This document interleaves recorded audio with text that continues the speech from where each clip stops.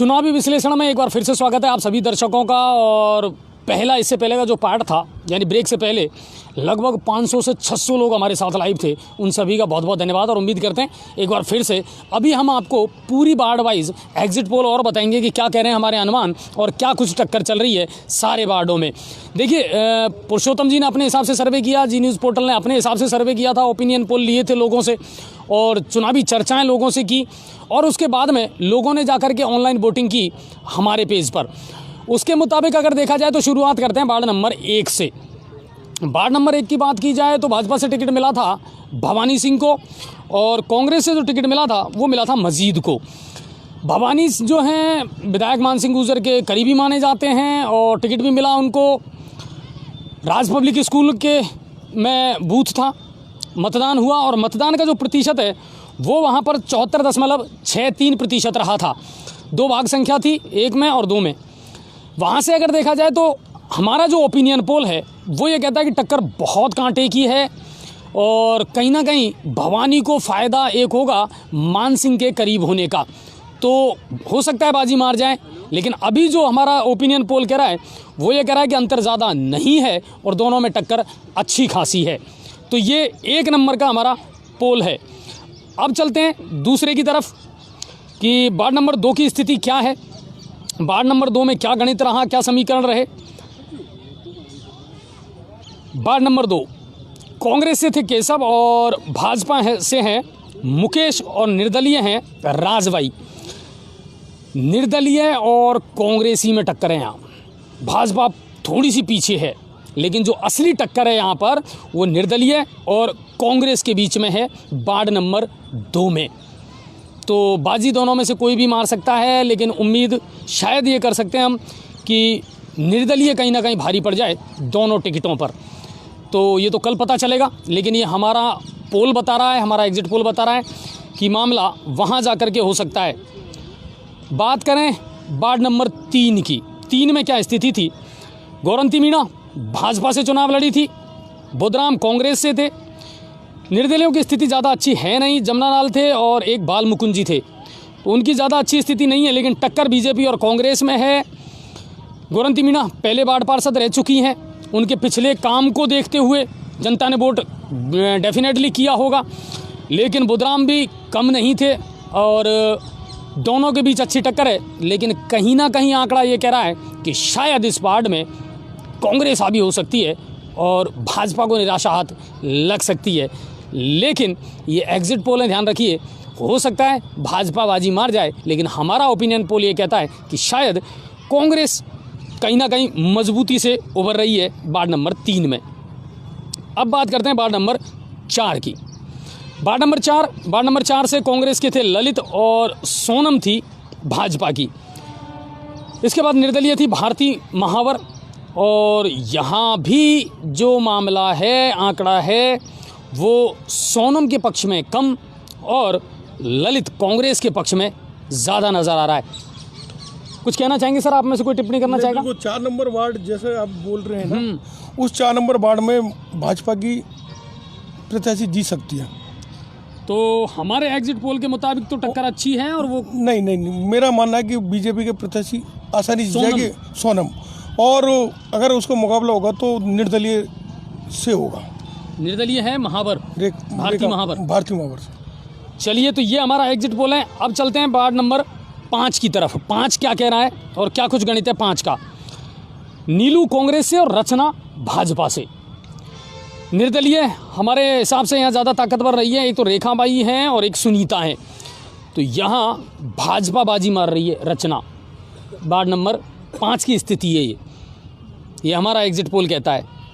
और अब चलते हैं वार्ड नंबर 6 की तरफ। 6 में क्या पोजीशन है। 6 में कांग्रेस से घनश्याम और भाजपा से प्रेमलता। क्या लगता है सर वहाँ का सिनेरियो आपको?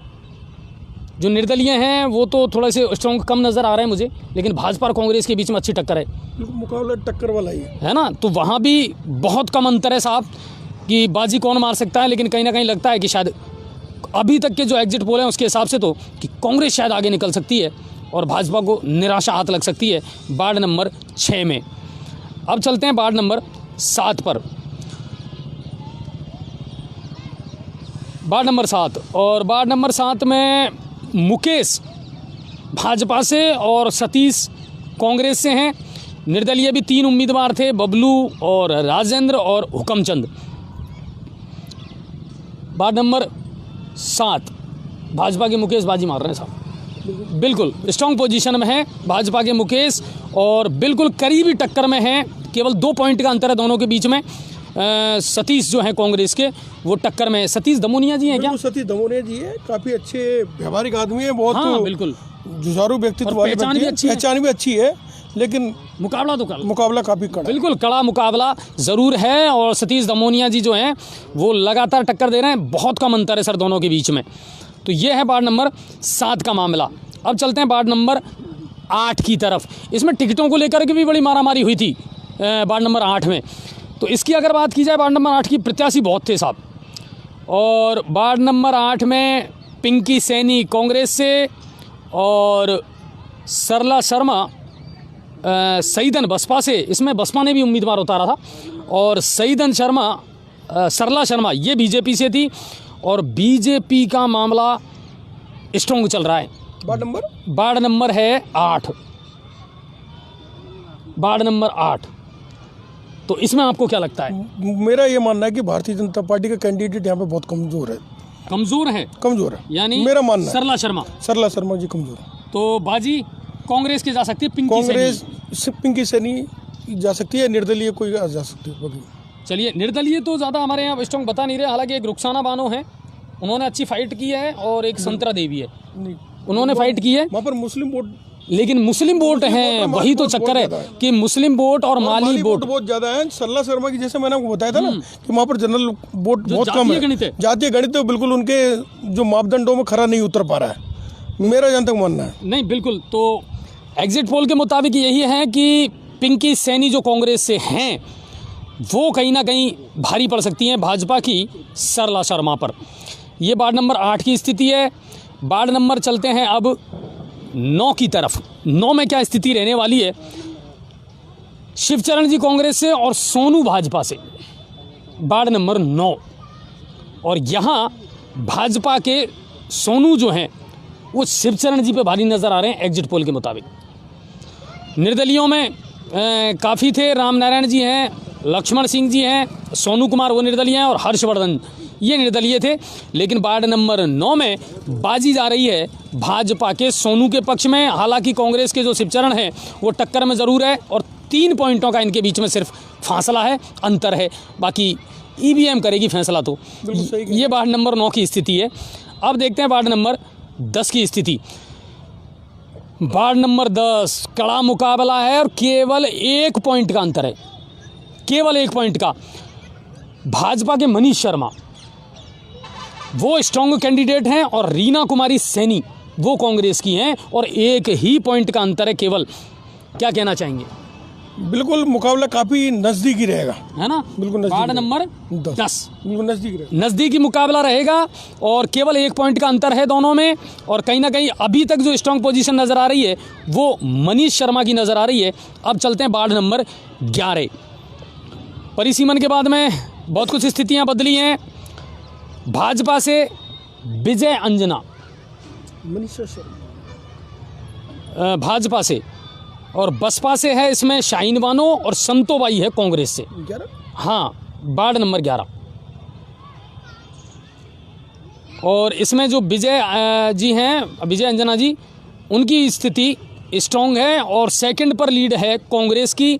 लेकिन बसपा ने भी अच्छे खासे वोट खींचे हैं, और अच्छी पॉइंट पर हैं बसपा वाले भी। इसके अलावा एक निर्दलीय है गायत्री सैनी जी, उनकी भी स्थिति ठीक है। लेकिन भाजपा जो है वो इसमें ज़्यादा स्ट्रॉन्ग तेज़ी से उभर करके आ रही है वार्ड नंबर 11 में। अब चलते हैं वार्ड नंबर 12 की तरफ। तो ये लगातार, लेकिन ये ध्यान रखिए ये एग्जिट पोल हैं, यानी सर्वे करने के बाद की स्थिति है। अब आते हैं वार्ड नंबर 12, और भाजपा से है विजय लक्ष्मी, ठीक है, और कांग्रेस से है हेमलता। इनमें अगर जो देखा जाए सर्वे, तो उसमें आ रहा है कि विजय लक्ष्मी जी बहुत आगे निकल रही हैं।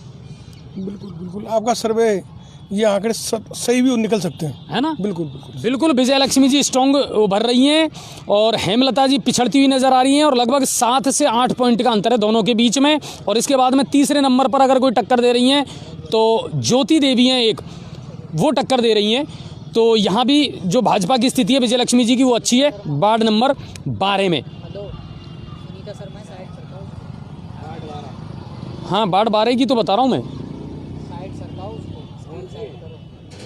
हाँ और भी हैं। नहीं, वार्ड नंबर 12 की अब जो पूछ रहे हैं ना, वार्ड नंबर 12 में जो आप बोल रहे हैं ना, पहले विजय लक्ष्मी जो है, पहले जो बीजेपी के टिकट पर चुनाव लड़े ना योगेंद्र शर्मा, जो 3 वोटों से चुनाव हारे थे, उनकी पत्नी चुनाव लड़ रही है बीजेपी से। अरे हाँ वार्ड नंबर 12 में ठीक है, वो जो निर्दलीय, बिल्कुल बिल्कुल मैं अभी उसको देखता हूँ। स्क्रीन को थोड़ा सा साइड में खिसकाएं हम, तब उसमें एक डिटेल और आएगी। यस बिल्कुल बिल्कुल वार्ड नंबर 12 से जो पहले बीजेपी के टिकट पर चुनाव लड़े थे, नहीं योगेंद्र जी, वार्ड नंबर 12 से योगेंद्र जी की ही पत्नी है वो, विजय लक्ष्मी जी। पहले योगेंद्र जी भारतीय जनता पार्टी के टिकट पर खुद चुनाव लड़े थे, 3 वोटों से चुनाव हारे थे राजेश जैमिनी जी से, और वहाँ भी ये मुकाबला राजेश जैमिनी की पत्नी और योगेंद्र जी की पत्नी की। नहीं बिल्कुल, और वार्ड नंबर 12 से मैं आपको फिर बता देता हूँ, थोड़ा सा उसमें करेक्शन है। सुनीता शर्मा वो बाजी मार रही है राजेश जैमिनी जी। बिल्कुल बिल्कुल उनकी थोड़ी नहीं बिल्कुल मैंने मजबूत है, इनको जब हटा और जैसे है तो बिल्कुल 109 और 130 बिल्कुल यानी लगभग 22 पॉइंट का अंतर है साहब, लगभग 22 पॉइंट का अंतर है। 22 पॉइंट के अंतर से सुनीता शर्मा जो हैं वो वार्ड नंबर 12 में निकल रही हैं। क्या कहना चाहेंगे पुरुषोत्तम सर? 12 नंबर राजेश जी। देखो राजेश जी ने मेहनत तो की है, और उनका काम बोलता है, उनका काम भी है, लेकिन जो ये सर्वे जो है आपका और मेरा सर्वे, उसमें बहुत भिन्नताएं हैं। अच्छा आपका क्या कहता है 12 नंबर में? मेरा सर्वे किसी के मैं नाम से जो है न किसी को न तो हरा रहा हूँ न जिता रहा हूँ, मैं पार्टी के हिसाब से और निर्दलीय के हिसाब से मेरा पूरे 60 वार्डों का सर्वे है, जो मैं अब जो है थोड़ी देर में आपको बताऊंगा। की पत्नी बहुत कमजोर नहीं, बहुत मजबूत स्थिति में है। बिल्कुल बिल्कुल पहले 3 वोटों से ही हारे थे केवल। हाँ, और टक्कर और सहानुभूति की मतलब लहर उनके पक्ष में आ भी सकती है, क्योंकि बीच में शायद आपने देखा होगा उनके चुनावी कार्यालय पे हमला हुआ था, कांग्रेस तो हो सकता है कि उसका प्रभाव कुछ ऐसा हो सकता है कि उनको उसके पक्ष में उनके जा भी सकता है, सिंपैथी का जो है सिंपैथी का जा भी सकता है। नहीं बिल्कुल, और जो टक्कर है ना वार्ड 12 में वो विजय लक्ष्मी और सुनीता शर्मा जो निर्दलीय हैं उन्हीं के बीच में है, और उनके बीच में मुकाबला बहुत हाँ कड़ा होगा बिल्कुल डेफिनेटली। तो ये है। अब बात करते हैं 13 का, मैंने बता दिया था, नहीं बताया था, चलिए 13 पे थे हम, तो 12 में ये था मामला। और अब वार्ड नंबर 13 बसपा ने भी खड़ा किया था यहाँ से भूपेश कुमार लखेरा को, ठीक है, वार्ड नंबर 13 में, और संदीप कुमार ये भाजपा से थे वार्ड नंबर 13 में, और हरगोविंद जी कटारिया ये बहुत बड़ी लीड कर रहे हैं वार्ड नंबर 13 में। ये शायद हो सकता है कि आपके थोड़े आंकड़े हैं ना, शायद गलत भी हो सकते हैं, क्योंकि स्ट्रॉन्ग कैंडिडेट तो हैं हरगोविंद कटारिया जी, स्ट्रॉन्ग कैंडिडेट जरूर है, लेकिन यहाँ पर भारतीय जनता पार्टी से लड़ने वाले संदीप जी एडवोकेट है, शर्मा जैमिनी बहुत बड़ा परिवार है, खुद का व्यक्तिगत प्रभाव भी काफ़ी अच्छा संदीप जी का, और इसके अलावा मदन पचौरी जी जो लड़ रहे हैं निर्दलीय, वो भी बहुत ही स्ट्रॉन्ग पोजीशन में, वो भी टक्कर दे रहे हैं, बहुत ही स्ट्रॉन्ग पोजीशन में, बिल्कुल वो भी टक्कर दे रहे हैं। यहाँ जो टक्कर चल रही है वो बीजेपी, कांग्रेस और निर्दलीय, बिल्कुल बिल्कुल इनके बीच में चल रही है साहब, और काफी नजदीकी मुकाबला वार्ड नंबर 13 में काफी नजदीकी मुकाबला। हरगोविंद कटारिया जी कांग्रेस से हैं, बीजेपी से संदीप कुमार जी हैं, और निर्दलीय मदन पचौरी। देखिए मेरा जो मानना है, वो जो अनिल जी भाई साहब खुद एडवोकेट हैं, इसलिए क्या है कि इनकी दौड़ में शायद है न संदीप जी को ये प्राथमिकता दे रहे हैं, लेकिन मेरा जो व्यक्तिगत अनुमान है कि वहाँ टक्कर 2 ही की है, हरगोविंद जी और मदन पचौरी। बिल्कुल हमारा जो आंकड़ा है ना सर, वो भी मैं वही कह रहा हूँ, हरगोविंद जी बहुत आगे लीड ले रहे हैं सर इसमें। नहीं, मेरा मानना है कि हो सकता है कि मदन पचौरी जी थोड़े भारी पड़ जाए। हाँ, तो कुल मिला करके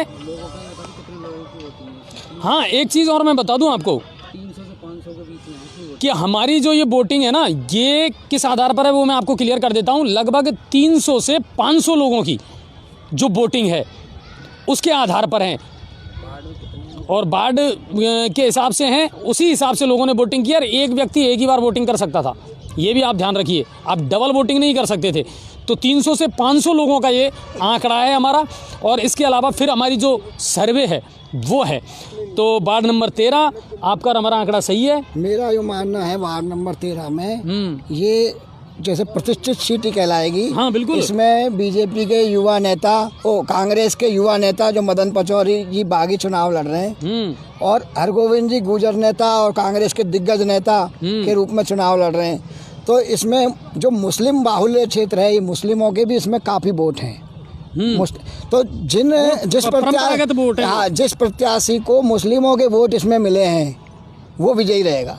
बिल्कुल। और ये बात सही है, हाँ, इनकी ये बात से मैं सहमत हूँ। मुस्लिम वोट वहाँ पर काफ़ी प्रभावी है। और कुल मिलाकर के टक्कर जो है वो हरगोविंद कटारिया और निर्दलीय मदन पचौरी के बीच में स्ट्रॉन्ग है। ज़्यादा पॉइंटों का अंतर दोनों के बीच में नहीं है, ये बता दूं। अब चलते हैं वार्ड नंबर 14 की तरफ, और वार्ड नंबर 14 में हमारा एग्जिट पोल कहता है, देखिए कांग्रेस से थे अनवर अली और बीजेपी से हैं भगवान दास, और यहाँ भगवान दास जी की स्थिति अच्छी चल रही है। उसके बाद में फिर महबूब है निर्दलीय, उनकी अच्छी है। एक रईस खान जी हैं, उनकी स्थिति अच्छी है। और एक मोहम्मद है निर्दलीय, सिराज मोहम्मद, उनकी स्थिति अच्छी है। लेकिन कुल मिलाकर के असली जो टक्कर है ना, वो साहब अनवर अली और भगवान दास दोनों के बीच में, जिनमें भगवान दास कहीं ना कहीं बाजी मार सकते हैं। वो मैं चूँकि इस चुनाव में काफ़ी नज़दीकी मुकाबला है, लेकिन टक्कर संभव बीजेपी मार कर सकती है यहाँ पे वार्ड नंबर 14 में। करने को कर सकती है, लेकिन मुस्लिम वोट बहुत ज़्यादा है। अच्छा, तो फिर वो गणित बिगाड़ सकते हैं, वो बिगाड़ सकते हैं। चलिए अब चलते हैं वार्ड नंबर 15 की तरफ। 15 में क्या स्थिति है? भाजपा से ओम प्रकाश और कांग्रेस से जगदीश नारायण और निर्दलीय अरविंद।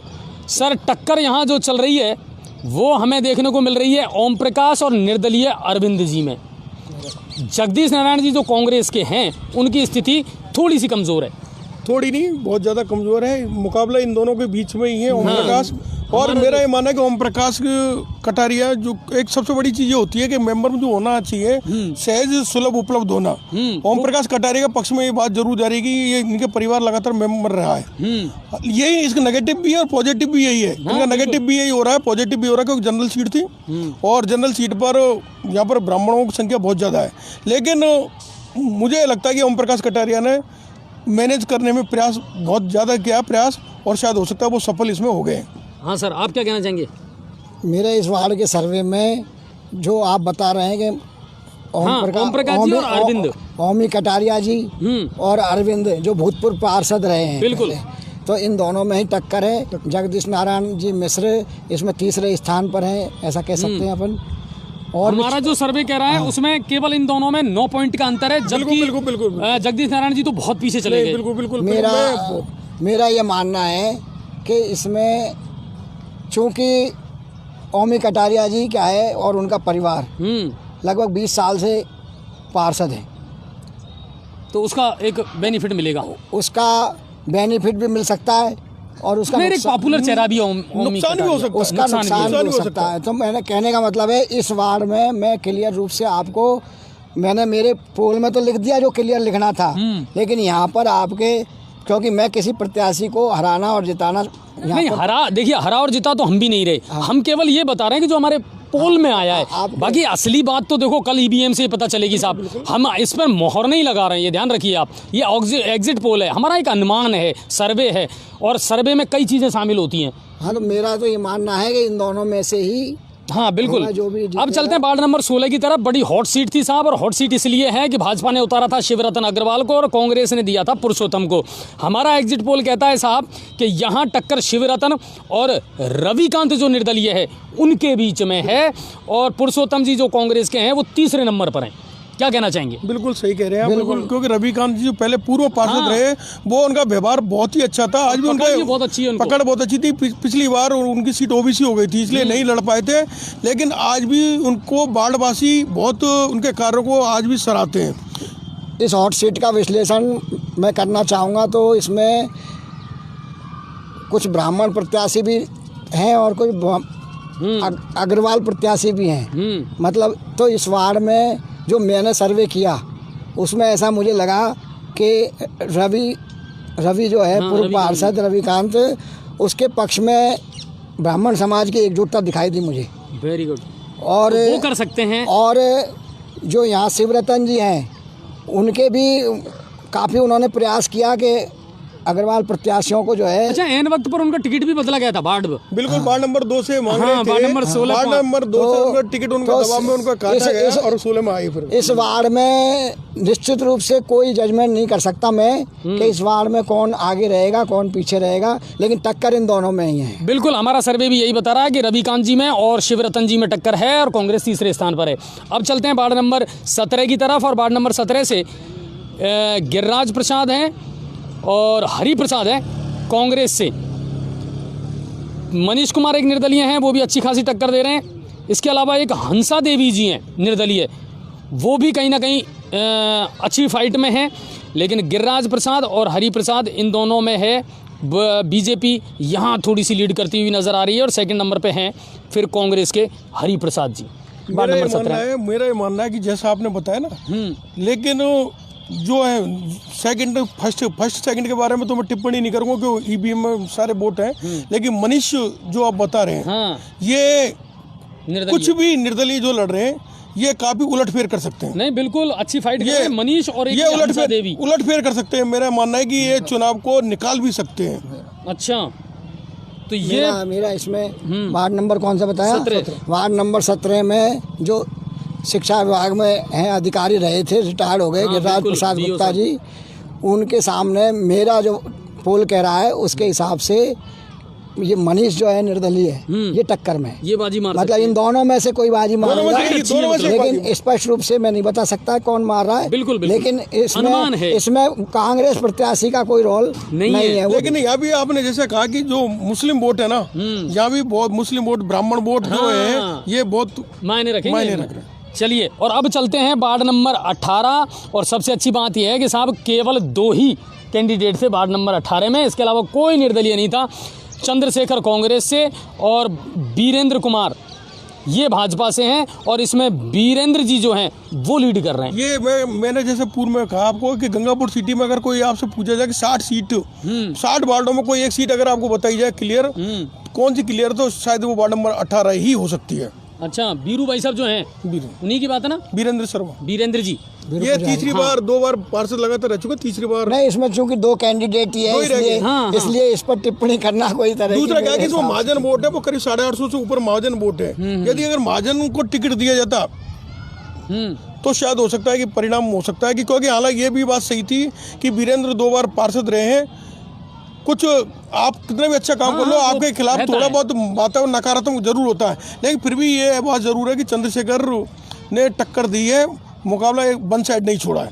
चलिए, और अब चलते हैं वार्ड नंबर 19 की तरफ, और वार्ड नंबर 19 से भाजपा ने उतारा था विनोद शर्मा को, और मोहम्मद इलियास ये कांग्रेस से थे। निर्दलियों का भी अच्छा खासा बोलबाला है इसमें। शाकिर हैं वो निर्दलीय हैं, तो वो भी टक्कर में हैं इसमें कहीं ना कहीं। वार्ड नंबर 19, और इसमें मेरे मुताबिक जो हैं वो कांग्रेस लीड कर रही है, और बीजेपी मुकाबले में है ज़रूर, मगर पॉइंटों का अंतर है ज़्यादा है। बताइए, आपकी कोई टिप्पणी है ऐसे? हम मेरे मुकाबले में इसमें वार्ड नंबर 19 वार्ड नंबर 19 में मोहम्मद इलियास और विनोद शर्मा। बीजेपी इसमें दौड़ में नहीं है, जीत की दौड़ में बीजेपी नहीं है। बिल्कुल वार्ड नंबर 19 में बिल्कुल कांग्रेस जाएगी, और बिल्कुल मुस्लिम वोट बहुत हाँ। मुस्लिम वोट बहुत मोहम्मद इलियास जो है ना वो बहुत, और उसमें क्या है कि राजेंद्र जहांगीर मोहम्मद इलियास की इसमें टक्कर यदि है तो वो निर्दलीय से है, ठीक है, शाकिर से है इसमें, और तीसरे प्रत्याशी का जीतने में कोई मुझे लगता नहीं है कि कोई जीत जाए। तो कांग्रेस बाजी मार सकती है इसमें, क्योंकि मुस्लिम बाहुल्य वोट जो है उनका फर्क पड़ेगा। अब चलते हैं वार्ड नंबर 20 की तरफ, और वार्ड नंबर 20 में रवि कुमार भाजपा से थे, और शायद हेमराज हैं, ये हेमराज महाबर ये कांग्रेस से थे, इनके बीच में है। और एक इसमें जो फाइट कर रही हैं वो हैं रोहित जोशी हैं, बनवारी जोशी, वो भी फाइट कर रहे हैं इसमें, लेकिन वो अंतर बहुत हो गया, और इसमें भी कहीं ना कहीं भाजपा के रवि कुमार जो हैं वो लीड कर रहे हैं। रवि पिछली बार चुनाव हार गए थे, और अब की बार उनके पक्ष में हो सकता है सहानुभूति आ जाए। बाकी रवि काफी एक्टिव वर्कर है, लेकिन कांग्रेस का हेमराज भी पिछली बार पार्षद रहे हैं, हाँ, हेमराज। इसलिए वो काफी मजबूत हैं, कमजोर नहीं है। कुछ भी हो सकता है, कुछ भी हो सकता है। भाजपा और कांग्रेस के बीच मुकाबला है वार्ड नंबर 20 में, लेकिन लीड कहीं ना कहीं भारतीय जनता पार्टी को मिलती हुई नजर आ रही है, और इनके बीच में लगभग 9 पॉइंट का अंतर है साहब। तो ये है। अब चलते हैं वार्ड नंबर 21 की तरफ। तो फटाफट हम आपको बता देते हैं सारे जो हमारे पास है। वार्ड नंबर 21 अमीना बानो कांग्रेस से है और सुलोचना बाई ये भाजपा से हैं। इसके अलावा निर्दलीय में एक पूजा कश्यप है, इनका नाम भी निकल कर के सामने आया है, और सलमा बेगम है, सोनिया सिंह है निर्दलियों में। लेकिन जो असली टक्कर है वो भाजपा और कांग्रेस के बीच में है, और इसमें कहीं ना कहीं देखिए शुरू में सुलोचना जी पिछड़ती हुई नजर आई थी, और उसके बाद में अब हमारा जो पोल है वो ये कहता है कि सुलोचना इसमें बाजी मार सकती है। नवल धनगस की जो भी सही बिल्कुल आपने सही कहा कि बीजेपी मजबूत स्थिति में, लेकिन मेरा ये मानना है कि ये काफ़ी मतलब तीन आपने एक कैंडिडेट आपने नीरू यादव ये 2 चुनाव लगातार हार चुकी है, और नीरू यादव निर्दलीय नीरू यादव बिल्कुल वो 2 चुनाव लगातार हार चुकी है, और जहाँ तक मुझे मालूम है कि कई बार उसके बाढ़ के पक्ष में ध्रुवीकरण, उसके स्थानीय वोटों को ध्रुवीकरण जरूर हुआ है, और टक्कर तीनों के बीच में कुछ भी हो सकता है इसमें। सुलोचना, नीरू यादव और आपने जो बोला ये अमीना बानो है ना। अब इसमें हमारा जो सर्वे है ना वो भी ये बता रहा है कि तीनों के बीच में ही फाइट है, और तीनों के बीच में बहुत कम पॉइंटों का अंतर है। कुल मिलाकर के नीरू जो आपने बताया ना वो अच्छी टक्कर दे रही है साहब। चलिए ये है वार्ड नंबर 21 का एग्जिट पोल हमारा। अब चलते हैं वार्ड 22 की तरफ, और वार्ड 22 में आयुष उतरे थे कांग्रेस से, और भाजपा ने उतारा था रामबाबू को, और निर्दलीय हैं दीपक और भरतलाल। सर इसमें मुकाबला बड़ा रोचक दिख रहा है मुझे। देखिए भरतलाल जी अच्छी फाइट कर रहे हैं, दीपक जो निर्दलीय हैं वो अच्छी फाइट कर रहे हैं, और रामबाबू जी भाजपा के। इसमें कांग्रेस थोड़ी सी नीचे नजर आ रही है मुझे। कांग्रेस नीचे नहीं, बहुत ही ज़्यादा नीचे है। हाँ। इसमें मेरे ख्याल से ये है कि कांग्रेस का टिकट जो मांगा ना वो शायद उसको दिया गया है, और मेरा ये मानना है कि टक्कर रामबाबू और भरतलाल के बीच में रहेगी। लेकिन जहाँ तक जो पहले जो चल रहा था वार्ड नंबर 22 में रामबाबू के साथ में कई और टिकट, धनेश शर्मा ने टिकट मांगा था, वो पूर्व में अशोक शर्मा जी पार्षद रहे हैं, और इस वार्ड में शायद बीजेपी के सबसे ज़्यादा जो कार्यकर्ता है ना, स्ट्रॉन्ग कार्यकर्ता इसी वार्ड में है। बीजेपी गंगापुर सिटी के सबसे जो स्ट्रॉन्ग कार्यकर्ता माने जाते हैं ना, वो इस वार्ड में बीजेपी के कार्यकर्ता, अगर गंगापुर में सबसे ज़्यादा कार्यकर्ता इसी वार्ड में रहे। वो मांगने वाले टिकट भी ज़्यादा है। प्रदीप सरकार ने मांगा, सेलन के बहुत लोग मांगने वाले थे, टिकट एक को मिला। रामबाबू शर्मा पिछली बार निर्दलीय चुनाव लड़े थे, और निर्दलीय चुनाव लड़ने के बाद में उन्होंने टक्कर जरूर दी थी। बीच में भाजपा कार्यकर्ताओं के अंदर ये आक्रोश था कि उनको एक निर्दलीय जो भारतीय जनता पार्टी के खिलाफ चुनाव लड़ा, उसको भारतीय जनता पार्टी ने टिकट बगावत करने के बावजूद क्यों दिया, उसके खिलाफ आवाज़ थी। थोड़ा कार्यकर्ताओं में आक्रोश भी था। लेकिन मुझे ऐसा लग रहा है कि लास्ट में जैसे कि महेश मीणा जो चुनाव लड़ रहे थे वो भरतलाल, तो परिवार मतलब महेश मीणा और भरतलाल के चक्कर में वोटों को ध्रुवीकरण नहीं हो पाया। उधर रामबाबू के साथ दीपक जो लड़ रहा था, वो लड़का बहुत, उसने भी काफ़ी प्रचार किया। लेकिन मुझे ऐसा लगता है कि रामबाबू शर्मा चुनाव को जीत सकते हैं। हाँ, इस वार्ड में मैं भी 10-15 बार गया हूँ, और मैंने भी इसमें गहनता से अध्ययन किया। शुरुआत में जहाँ मुझे रामबाबू शर्मा जो है, नहीं रामबाबू शर्मा बहुत मजबूत दिख रहे थे।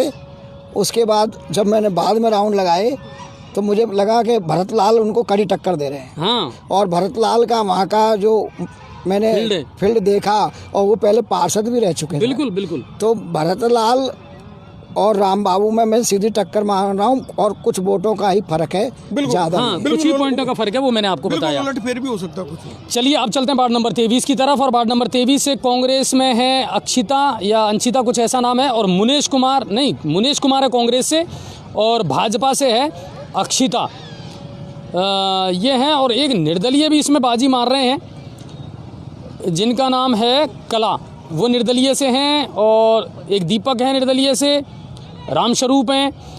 तो वार्ड नंबर 23 इसमें हमारे हिसाब से जो लीड कर रही है वो भारतीय जनता पार्टी कर रही है, और दूसरे नंबर पर कांग्रेस है, और दोनों के बीच में 4 पॉइंटों का अंतर है, और फिर आती है निर्दलीय जो हैं। इसमें कुछ कहना चाहेंगे आप?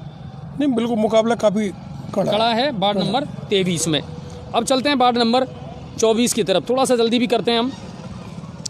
वार्ड नंबर 24 का आया है हमारे सामने। वार्ड नंबर 24 में उर्मिला देवी भाजपा से, हेमा कुमारी कांग्रेस से, इंदिरा निर्दलीय, ये है साहब। और इसमें जो टक्कर अरे साहब, इसमें तो टक्कर क्या टाई हो रहा है।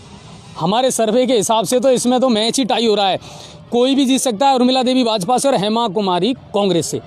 क्या कहेंगे सर? नहीं, बिल्कुल सही है आपके जो आंकड़े हैं, बिल्कुल ये टाई हो रहा है हमारे बिल्कुल यहाँ। बिल्कुल। क्योंकि फिर निर्दलीय में इंदिरा आ रही है, तो ये मुकाबला कड़ा ज़रूर है वार्ड नंबर 24 में, इसलिए ऊँट किस करवट बैठेगा ये ज़रूर कल ईवीएम में फैसला होगा और वो बताएगी। अब चलते हैं वार्ड नंबर 25, और 25 में कमलेश कुमार और विजेंद्र कुमार है। इसके अलावा निर्दलीय में हरीश कुमार है, एक वो ज़रूर थोड़ी सी फाइट दे रहे हैं वार्ड नंबर 25 में। ठीक है, अब चलते हैं वार्ड नंबर 26 की तरफ।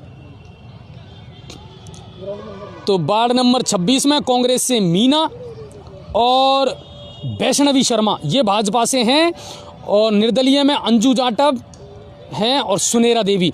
सर इसमें जो मुकाबला लग रहा है वो वैष्णवी शर्मा और अंजू जाटव के बीच में लग रहा है। हमारा सर ये वार्ड मेरे घर के बिल्कुल बगल में ही है। अच्छा। और मुकाबला वास्तव में ही बहुत ही ज़्यादा रोमांचक मुकाबला है, और अंजू पहले पार्षद रह चुकी है इस वार्ड से, और टिकट मांगा भी था, लेकिन ये वार्ड जनरल वार्ड था, इसलिए हो सकता है कि थोड़ा जनरल वार्ड से अंजू जी लड़ी हैं, हो सकता है थोड़ा सा नुकसान उठाना पड़े, लेकिन बाकी अंजू ने काफ़ी टक्कर दी है, और हो सकता है कुछ भी हो सकता है।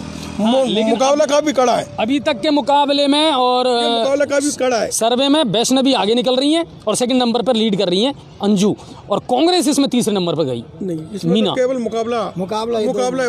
अच्छा। दोनों के बीच में ही है, कुछ भी हो सकता है। चलिए, तो लगभग सटीक हैं, फिर भी ईवीएम का ही पता चलेगा साहब। और अब बात करते हैं वार्ड नंबर 27 से कृष्ण कुमार कांग्रेस से, बीजेपी से दीवान चंद खंडूजा, दो ही हैं, और दोनों के बीच में मुकाबला है, जिसमें कहीं ना कहीं कृष्ण कुमार जी जो हैं वो थोड़े से पॉइंटों में आगे नजर आ रहे हैं कांग्रेस। बिल्कुल थोड़े से आगे है, लेकिन दीवान जी की खुद छवि बहुत अच्छी है।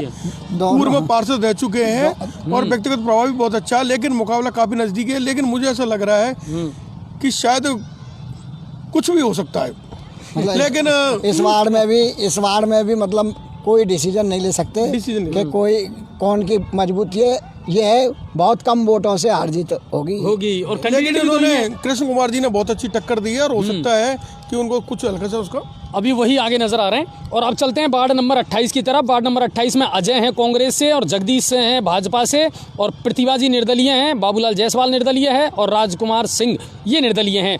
मुकाबले की अगर बात की जाए तो मुख्य मुकाबला कांग्रेस और भाजपा में, लेकिन इसमें कांग्रेस की स्थिति अच्छी है, और उसके बाद में फिर कहीं ना कहीं प्रतिभा और एक राजकुमार सिंह निर्दलीय ये थोड़े से आ रहे हैं, लीड जरूर कर रहे हैं, लेकिन स्ट्रॉन्ग जो है ना इसमें वो कांग्रेस नजर आ रही है। इसमें मेरा जो कहना है, ये पुरानी अनाज मंडी जो है और हीरालाल की मिल वाला जो इलाका है, ये वार्ड बहुत बड़ा लंबा वार्ड है ये। ठीक है। इसमें 2800 के करीब वोट हैं। तो इसमें जो पुरानी मंडी है जी, पुरानी मंडी तो जो है भाजपा समर्थक, लगभग अधिकांश लोग भाजपा समर्थक है।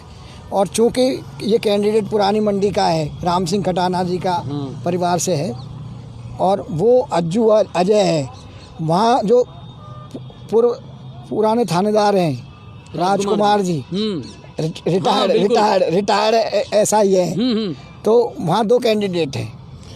तो इस वजह से थोड़ा सा तो इस वजह से क्या है, फाइट तो मात्र इन दोनों में ही है, बीजेपी और कांग्रेस में ही। फैसला इन दोनों में से ही होना है, लेकिन वो राजकुमार जी यहाँ वहाँ उनको नुकसान पहुँचा रहे हैं अजय जी को। चलिए, मेरा चूँकि इस वार्ड नंबर 28 में ही मेरा मकान है, और मैं इसका इस वार्ड का मतदाता हूँ, और बिल्कुल मुकाबला बहुत ही नज़दीकी है। वही दिखा रहे हैं, लेकिन लीड कहीं कांग्रेस की नजर आ रही है। नहीं, शायद इसका उल्टा भी हो सकता है। चलिए देखते हैं। और अब चलते हैं वार्ड नंबर 29 की तरफ। वार्ड नंबर 29 में कृष्ण कुमार भाजपा से हैं, गौरव प्रसाद गुर्जर कांग्रेस से हैं, बलबीर सोनी निर्दलीय हैं, और वो इन दोनों को जबरदस्त फाइट दे रहे हैं। लेकिन कहीं ना कहीं बलबीर सोनी जी जो हैं वो पॉइंट आगे लेकर के निकल रहे हैं साहब, कांग्रेस के गौरव प्रसाद जी से। Ward number 29। बिल्कुल, आप बलबीर सोनी पहले भारतीय जनता पार्टी से पार्षद रह चुके हैं। अच्छा, और ये वही हैं, ये उनकी बच्ची है, ये वो लड़ रही हैं, उनकी बच्ची बलबीर तो ये वहाँ फाइट कर रहे हैं साहब निर्दलीय। ये दोनों ही पार्टियों को वहाँ ठेंगा दिखा सकते हैं। लेकिन मुकाबला काफ़ी रोमांचक होगा। रोमांचक है, मुकाबला कुछ भी हो सकता है। तीनों ही प्रत्याशी काफी दमदार है। चलिए और अब चलते हैं वार्ड नंबर 30 की तरफ। और वार्ड नंबर 30 से अब्दुल कुरैशी बसपा से थे, राजकुमारी कांग्रेस से और विजय शंकर भाजपा से। इसमें अगर देखा जाए तो एक तो ये राधा देवी जो हैं निर्दलीय, इन्होंने भी अच्छी फाइट दे रही हैं ये भी। और आगे की स्थिति और मैं आपको बता देता हूँ यहाँ सर, ये देखना यहाँ जो मुकाबला है ना, राजकुमारी जी फाइट तो देंगी। फाइटिंग, अगर राजकुमारी जी फाइटिंग देगी तो विजय शंकर चुनाव जीतेंगे, क्योंकि वहाँ पर मुस्लिम वोट है ना। हाँ, और वो काफी अहम भूमिका निभाते, वो अहम भूमिका निभाते हैं, दीजिए सर आप आगे। अहम भूमिका निभाते हैं। हाँ 30 में आप क्या कहेंगे? इसमें जो मैंने सर्वे किया उसके हिसाब से वहाँ एक तो राजकुमारी जी विजय हैं, शंकर जी। हाँ विजय शंकर जी बीजेपी से हैं, राजकुमारी जी कांग्रेस से है, निर्दलीय में शायद पदम की पत्नी है, हाँ बिल्कुल, पदम जोशी की पत्नी निर्दलीय है, और एक निर्दलीय मुस्लिम भी है, उनका नाम बताएंगे? सबीना बानो। तो जो ये शायद जावेद वगैरह के परिवार में है सर। जो मैं जिस निष्कर्ष पे पहुंचा हूँ, अंतिम दो मतलब कि प्रथम दो, फर्स्ट 1 और 2 में इनमें जो है राजकुमारी जहांगीर, वो कर सकती हैं? नहीं, वो और वो निर्दलीय, ठीक है, निर्दलीय और कांग्रेस प्रत्याशी के बीच मैं समझता हूँ मुकाबला। मेरा मानना है कि विजय शंकर की स्थिति भी काफी मजबूत है, कमजोर नहीं है। तीनों मुकाबले कुछ भी हो सकता है।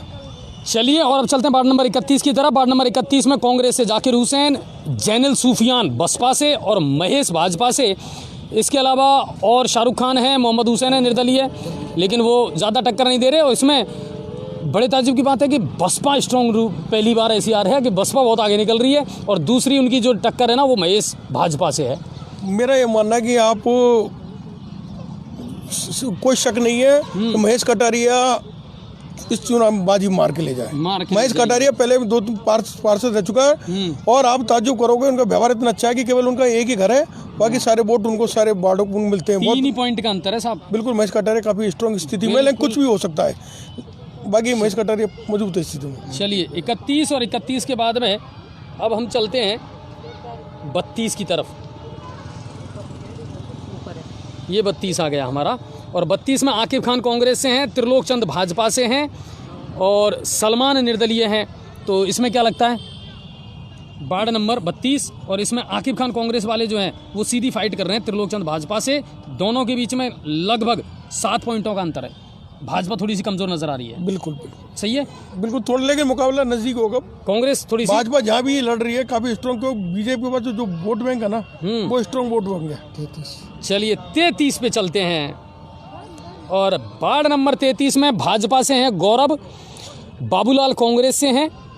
इसके अलावा शैलेंद्र कुमार गुप्ता हैं, एक निर्दलीय, वो भी अच्छी फाइट दे रहे हैं। लेकिन मुकाबला जो मुख्य नज़र आ रहा है वो यही आ रहा है कि इसमें गौरव जो है ना भाजपा के, वो बहुत तेज़ी से लीड कर रहे हैं वार्ड नंबर 33 में।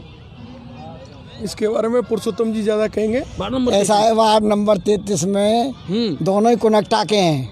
अच्छा, पहले बाबूलाल जी जो है मास्टर थे, और उनकी जो है उनके छोटे भाई की मिसेज मधुलता अग्रवाल, वो पहले पार्षद रह चुकी हैं। ठीक है। और गौरव मंगल युवा अग्रवाल संगठन के अध्यक्ष हैं। तो दोनों ही, ये निश्चित है कि इन दोनों में ही मुकाबला है। लेकिन मुकाबले में कौन आगे रहेगा कौन पीछे रहेगा, इसका कहना जो है अभी मैं कल ईवीएम खुलेगी तभी पता लगेगा। चलिए, लेकिन मजबूत स्थिति किसकी है आप बता सकते हो? नहीं, मजबूत स्थिति में तो इसमें ये है कि दोनों ही एक ही गांव के हैं, और गांव से मतलब नहीं, और दोनों ही है ना पड़ोसी हैं। हाँ। और दोनों के ही सारे वोट अपने आप की दावेदारी दोनों ही करें, ये मेरे हैं, ये लेकिन मेरे मेरा हैं। मानना था कि लोकेश सोगानी वगैरह को बैठाया गया था भारतीय जनता पार्टी के पक्ष में, जो थोड़े नाराज थे उनको मना लिया गया था। लेकिन शायद मुझे लग रहा है कि 1-2 दिन के अंदर कुछ कांग्रेसी प्रत्याशी ने अपनी स्थिति बहुत मजबूत की। चलिए और अब चलते हैं वार्ड नंबर 34, जो सबसे ज़्यादा हॉट सीट थी। इसमें थे 3 कैंडिडेट, दीपा गुप्ता भाजपा से, हनुमान कांग्रेस से और गीता देवी निर्दलीय। इसकी अगर बात की जाए तो गीता देवी बहुत ज़्यादा आगे है, और सर पहला ऐसा मुकाबला है जिसमें 50 से भी ऊपर का अंतर है। बताइए अब आप क्या कहना चाहोगे? मुस्कुराहट आई है आपके चेहरे पे। मैं वार्ड नंबर 34 में रहता हूँ अच्छा। और मैं अगर शायद गीता देवी चुनाव नहीं लड़ती तो मैं खुद प्रत्याशी होता। Very good. मतलब मेरा चुनाव लड़ना तय था, लेकिन ऐन वक्त जब जैसे ही गीता देवी जी का वार्ड जो है, जो परंपरागत वार्ड है, वो उनका ओबीसी हो गया। ठीक है। तो उसके बाद इन्होंने मुझसे सहयोग करने को कहा कि आप चुनाव मत लड़ो। ठीक है। बोले हमें इस वार्ड में लड़ने का मौका दो। मैंने कि मैं तो खुद प्रत्याशी हूँ, मैं तो खुद लड़ने का मानस बना रहा हूँ। लेकिन अब आपको क्या लगता है? नहीं, मुझे ऐसा लगता हमारा जो सर्वे कह रहा है कि ये तो बहुत आगे निकल गई। मुझे ऐसा लगता है कि इसमें जो है समीकरण जो है ये कह रहे हैं कि आपके हिसाब से गीता देवी नरूका जी बहुत आगे निकल रही है। और मेरा जो मानना है कि जब शुरुआत में जो हनुमान प्रसाद गुप्ता को टिकट दिया था, उस समय हनुमान प्रसाद गुप्ता बहुत पीछे थे और बाद में उन्होंने अच्छी फाइट की। लेकिन बाद में उन्होंने क्या है अपनी हार को बहुत कम वोटों तक सीमित कर दिया। चलिए तो फटाफट हम बता देते हैं। वार्ड नंबर 35 पर चलते हैं। वार्ड नंबर 35 से रामपति भाजपा से, सुनीता कांग्रेस से और नेहा सोनी निर्दलीय हैं और इन्होंने भी अच्छी टक्कर दी है, नेहा सोनी ने, निर्दलीय ने। लेकिन बीजेपी और कांग्रेस के बीच में 1 ही पॉइंट का अंतर है साहब। मुकाबला कड़ा है सुनीता के बीच में और रामपति के बीच में। वार्ड नंबर 35 करना चाहेंगे कोई टिप्पणी सर? वार्ड नंबर 35 मुझे लग रहा है कि इसमें है ना, अगर स्थिति अगर देखी जाएगी तो पानी का फैक्टर बहुत ज़्यादा काम करेगा। ओके, पानी फैक्टर चलेगा इसमें, पानी का फैक्टर चलेगा इसमें। चलिए अब चलते हैं वार्ड नंबर 36 की तरफ। और वार्ड नंबर 36 से बबलू सिंह भाजपा से, ललित कुमार चंदानी कांग्रेस से हैं और गौतम निर्दलीय हैं, मीना देवी निर्दलीय है। और इसमें लीड करते हुए नजर आ रहे हैं बबलू सिंह भाजपा से। और उनके और ललित के बीच में अच्छी टक्कर जरूर है, लेकिन अंतर बहुत है साहब, लगभग 12-13 पॉइंटों का अंतर है। क्या कहना चाहेंगे? मेरा ये मानना है कि मुकाबला काफ़ी नज़दीकी रहेगा। ललित फाइट बैक तो करेंगे बिल्कुल, इसलिए करेंगे। इसलिए आपको शायद मालूम होना चाहिए कि पहले इस वार्ड से गीता देवी जी यहाँ से पार्षद रह चुकी है और जो ललित चंदानी जो पहले निर्दलीय आए थे, बाद में कांग्रेस ने उनको टिकट दिया था और वो उन्हीं के आशीर्वाद से यहाँ पर चुनाव लड़ने के लिए आए थे। चलिए, मेरा इस वार्ड में मैंने सर्वे किया तो मुझे बहुत आश्चर्यजनक जानकारियाँ मिली हैं। अच्छा। इस वार्ड में पिछले 40 साल से एक कॉलोनी में पानी नहीं आ रहा था। पानी समस्या दूर तो मुझे 2-4 घर वालों ने बताया कि भाई साहब रातों रात न जाने क्या चमत्कार हुआ है कांग्रेस सरकार का, कि उन्होंने रातों रात ही जो है ना हमारी फाइल, डिमांड नोटिस सारे जमा वमा करा करू के, और सुबह तो टैंकर भर भर के पानी आया सबको नलों में। Very good. नहीं, ललित चंदानी जी चुनाव लड़ना जरूर रहता है, क्योंकि वो है ना हर बार अलग अलग कीर पाड़े से भी चुनाव जीत चुके हैं। मुझे इस वार्ड में ऐसा लग रहा है कि उन्होंने लगभग 40-50 घरों में पानी की ऐसी व्यवस्था कर दी कि आज टैंकर भर भर के पानी आ रहा है। जहाँ पे आम लोगों के 10-10, 20-20 मिनट पानी आता है, वहाँ टैंकर पानी आ रहा है। तो इससे ऐसा लगता है कि ललित जी और इनमें कड़ी टक्कर है। मतलब इसको ललित जी नहीं, बिल्कुल। और मतलब बबलू जी को आप सेपरेट नहीं छोड़ सकते हो, टक्कर तो अच्छी मिलेगी। वो भी स्ट्रॉन्ग है, बबलू जी भी स्ट्रॉन्ग है, लेकिन ललित जी को आप कह रहे हो ना बहुत अंतर आ रहा है पॉइंटों का। बिल्कुल, पॉइंटों का अंतर आ रहा है। मैं नहीं मानता कि ज्यादा इनमें वोटों से हार जीत होगी। चलिए अब चलते हैं वार्ड नंबर 37 की तरफ। और वार्ड नंबर 37 से अभिषेक कुमार बैरवा कांग्रेस के हैं, रमेश चंद्र रावल भाजपा से हैं और इसमें जो सबसे तेजी से लीड कर रहे हैं वो कर रहे हैं पदम चंद जो निर्दलीय हैं, और उनका सीधा मुकाबला है कांग्रेस के अभिषेक कुमार बैरवा से। इस बारे में मैं आपको ज्यादा बताना चाहूंगा। जी बताइए। पदम जोशी का ये पदम जोशी का वार्ड है। अच्छा, वार्ड नंबर 37। वार्ड नंबर 37 अपने आपके जो है न्यूज पोर्टल के जो है, हाँ बिल्कुल, हमारे साथी पत्रकार हैं, उनका पदम का वार्ड है। और यहाँ पर कांग्रेस और बीजेपी का कोई रोल नहीं है। अच्छा, यह सबसे ज्यादा रोल इस वार्ड में कांग्रेस और बीजेपी तीसरे और चौथे नंबर पे है। पहला और दूसरा स्थान में यहाँ पे पदम जोशी और एक निर्दलीय नटवर बैरवा, इन दोनों में ही मुकाबला है। और पदम जी का कहना है कि उन्होंने इतने विकास कार्य कराए हैं कि वो निश्चित रूप से दिन से जीत रहे हैं, उनका जो दावा है। और दूसरी ओर नटवर जी ने भी बहुत मेहनत की है। तो मुझे ऐसा लगता है कि पदम और नटवर में ही टक्कर है और इन दोनों में से ही कोई ना कोई। हाँ, पॉइंटों का अंतर भी खूब है और निर्दलीय पदम जी जो हैं वो कहीं ना कहीं बाजी मार रहे हैं इसमें। नटवर बैरवा भी और नटवर, हाँ बिल्कुल, नटवर के साथ में है उनके। जैसा मैंने वहाँ के वार्डों से पूछा ना, वो एकदम नाम एकदम आया तो मैं चौक गया, एकदम नटवर का नाम जो वहाँ के लोगों ने पाला, उसी वार्ड के निवासी। चलिए, वार्ड नंबर 38, और यहाँ से पहले अगर देखा जाए पुराने वार्ड के हिसाब से तो यहाँ संगीता जी वहाँ से रही हैं, है ना। पहले वो 33 था, और अब यहाँ से हैं दिनेश चंद, ये कांग्रेस से हैं, सावित्री ये भाजपा से हैं, और निर्दलीय पूजा जोशी, एक है मोती। और इसमें टक्कर जो है ना साहब, वो सावित्री जी लीड करती हुई नज़र आ रही हैं, दिनेश जी थोड़े से पिछड़ते नज़र आ रहे हैं, और तीसरे नंबर पर पूजा जोशी नज़र आ रही है। क्या कहना चाहोगे? मुकाबला मेरा ये मानना है कि जैसा बता रहे हैं ना, एग्जिट पोल अच्छा, वैसा सही होना चाहिए, क्योंकि सावित्री जी पिछली बार निर्दलीय लड़ी थी और उन्होंने अच्छा मुकाबला वो किया। सभापति अपने संगीता बोरा जी के खिलाफ लड़ी थी और काफ़ी अच्छे वोट प्राप्त किए थे। लेकिन यहाँ पर जैसा मैंने आपको फुकरू में बताया कि जो वोट है ना, मुस्लिम वोट और थोड़ी मीणा वोट और ये अदर कास्ट वोट है, वो काफ़ी प्रभावी है। और दिनेश जो जिनका नाम आपने बोला ना, ये इसको चुनाव लड़ने का बहुत अच्छा अनुभव है। ठीक है, तो कुल मिलाकर के फाइट अच्छी रहेगी, काफ़ी अच्छी फाइट होगी। अच्छा, और ये पूजा जोशी टक्कर दोनों के बीच में रहेगी। चलिए, अब चलते हैं वार्ड नंबर 39 की तरफ, और 39 से मुंशी खा कांग्रेस से हैं, यहाँ से भाजपा के सुनील विजयवर्गीय हैं, और अनवर हुसैन हैं, एक यहाँ से वाशिद जी हैं, वाशिद अहमद या बशीर अहमद, वो भी अच्छी टक्कर दे रहे हैं, मोहम्मद रहीम। टॉप 2 पे आ जाओ। और टॉप 2 में बीजेपी और कांग्रेस के बीच है सर इसमें टक्कर, और बीजेपी बहुत तेजी से लीड करती हुई है, पॉइंट ज़्यादा हैं बीजेपी के। पिछली बार भी सुनील जी ने टिकट मांगा था और किसी कारणवश उनको टिकट नहीं दिया गया था। बाकी बहुत व्यवहारिक इंसान है, लेकिन मुकाबला बहुत युवा चेहरे हैं, लेकिन बहुत ही नज़दीक मुकाबला रहेगा। इसमें मेरा ये मानना था कि इस बार में मैंने सर्वे किया तो इसमें सुनील विजयवर्गीय जी तो बीजेपी से हैं, कांग्रेस के मुंशी खान हैं। अब मुंशी खान के को नुकसान ये हुआ है इन चुनावों में कि उनके अपने समाज के कई लोग जो है ना चुनाव में खड़े हो गए, इसलिए मुझे ऐसा लगता है कि सुनील विजयवर्गीय को इसका पूरा फायदा मिलेगा। बिल्कुल। चलिए, और वार्ड नंबर 40 पर चलते हैं। प्रिया भाजपा से थी और मुवीना ये कांग्रेस से हैं, बाकी इसके अलावा और कोई फाइट में मुझे लग नहीं रहा। सईदन बानो जरूर हैं एक निर्दलीय के रूप में, वो जरूर थोड़ी सी फाइट कर रही हैं, लेकिन मुकाबला असली कांग्रेस और बीजेपी के बीच है, लेकिन इसमें कांग्रेस बाजी मारती हुई नजर आ रही है वार्ड नंबर 40 में। बिल्कुल आप, लेकिन मुकाबला काफ़ी वही मुस्लिम वोटों का फैक्टर पड़ेगा। बिल्कुल वही, जहाँ थोड़ा ये मान लीजिएगा थोड़ा सा ये बीजेपी का, जहाँ जनरल कास्ट का वोट ज़्यादा होते हैं वो बीजेपी ज़्यादा प्रभावशाली भूमिका निभाती है, और जहाँ पर ये होते हैं वहाँ जाती है जो थोड़ी परेशानी बीजेपी जरूर रहती है। हालांकि आज बीजेपी को वोट जरूर दे रहे हैं और दोनों एक दूसरे को वोट दे रहे हैं, लेकिन मेरा मानना है। चलिए, अब चलते हैं वार्ड नंबर 41 की तरफ। वार्ड नंबर 41 से लोकेश गिरी गोस्वामी, विजय सिंह गुजर कांग्रेस से और गीताबाई निर्दलीय हैं। अब इसमें मुकाबला है वो इन तीनों में ही है, और गीताबाई जो है ना निर्दलीय साहब, गीताबाई प्रजापति हैं ये, और सबसे बड़ी बात है कि इसमें मात्र 550 वोट हैं, बहुत छोटा सा वार्ड है, और मुकाबला इनमें कड़ा होगा, और ये कहीं भी पता नहीं चल सकता कि कौन इसमें बाजी मार जाएगा जब कम मतदाता होते हैं। काफी नजदीक मुकाबला होगा। बिल्कुल। तो अब चलते हैं, मेरा मानना इस वार्ड में शायद प्रजापति का वोट ज्यादा है। प्रेम, हाँ, वो प्रजापति समाज के वोट ज्यादा फाइट तो कर रही है साहब। बिल्कुल। और अब चलते हैं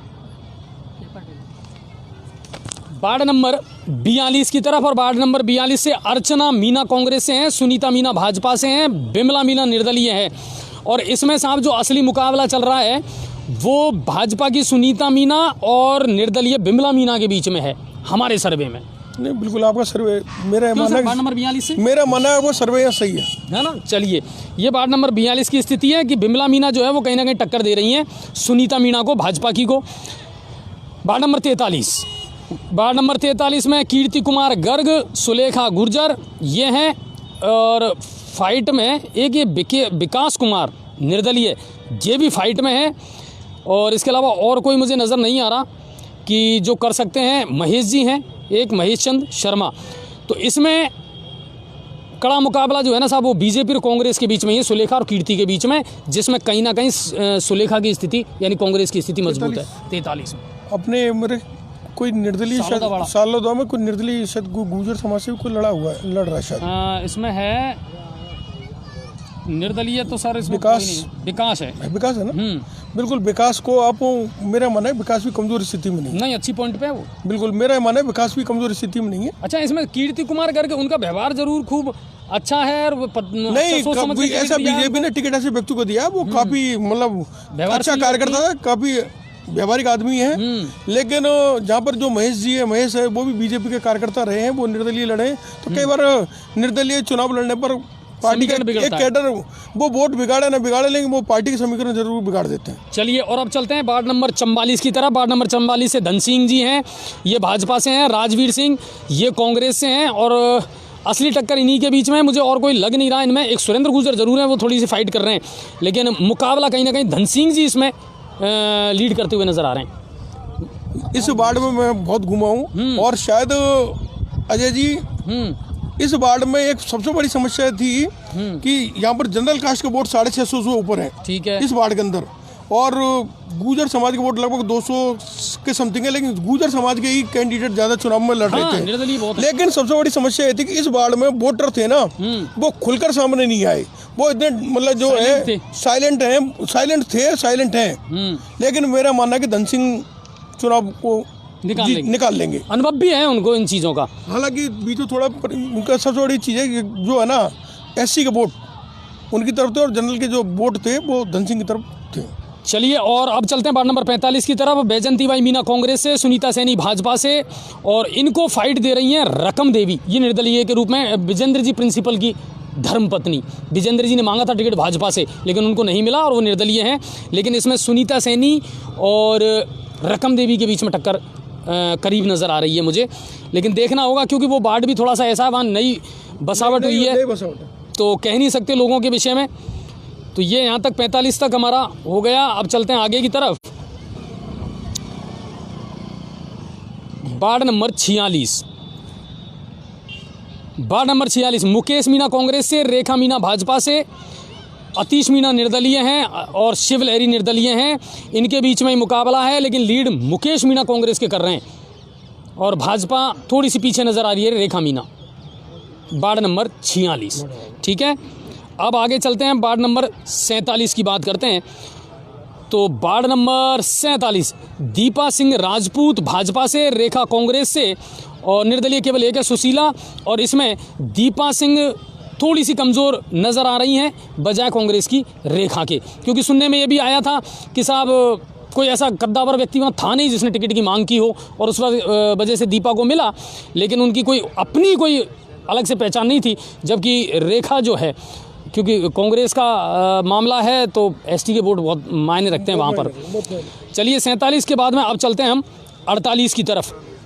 वार्ड नंबर 48 और 48 में दीपक कुमार, दुर्लभ के बीच में मुकाबला है, और निर्दलीय विनोद कुमार गुप्ता, इन्होंने अच्छी फाइट दी है साहब, और एक शिवचरण जी है निर्दलीय, उन्होंने अच्छी फाइट दी है, लेकिन दीपक कुमार गुप्ता ये निकलते नज़र आ रहे हैं। हालांकि दोनों के बीच में ज़्यादा अंतर नहीं है, 2 पॉइंट का अंतर है, दुर्लभ भाजपा से और कांग्रेस से दीपक कुमार। मेरा ये मानना है कि यहाँ पर जो मुकाबला है ना, वो दुर्लभ और सुरेश उनके मध्य में होगा।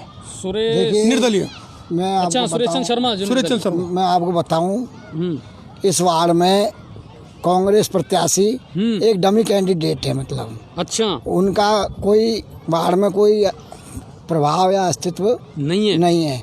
इस सुरेश जी जो है, सुरेश चंद्र शर्मा, तहसीलदार जो है, वो रिटायर्ड नायब तहसीलदार हैं, और एक साल तक बामनवास में तहसीलदार भी वो कार्यरत थे, मतलब हमारे एडवोकेट साथी। तो और उनके अलावा उन्होंने वार्ड पर इतना प्रभाव जमाया था। तो इस वार्ड में दुर्लभ जी कांग्रेस, बीजेपी से दुर्लभ जी, और कांग्रेस के निर्दलीय, हाँ निर्दलीय सुरेश चंद्र शर्मा जी, इन दोनों में आमने सामने की टक्कर है। और इसमें कोई आश्चर्य नहीं कि दोनों में से कोई भी, लेकिन ये जो घटना हुई है इस वार्ड में, जो बीजेपी प्रत्याशी पर जो आरोप प्रत्यारोप लगे, मारपीट की नौबत आ गई, विवाद भी हुआ, तो हो सकता है इसका कुछ नुकसान जो है ना, वो दुर्लभ जी को हो सकता है, वो बीजेपी प्रत्याशी को हो सकता है। चलिए, कल दोपहर के 2 बजे तक तो सुरेश जी जीत रहे थे, उसके बाद में स्थिति थोड़ी पलटी है। चलिए, और अब चलते हैं वार्ड नंबर 49 की तरफ। वार्ड नंबर 49 में गोविंद प्रसाद पारासर, ये भाजपा से, और दिलीप, पूर्व पार्षद भी रहे हैं दिलीप, वो कांग्रेस से हैं, और इन्हीं में मुकाबला नजर आ रहा है। हालांकि राजेश कुमार बसपा से इसमें हैं ज़रूर, लेकिन गोविंद की स्थिति थोड़ी सी ठीक नजर आ रही है पॉइंट में।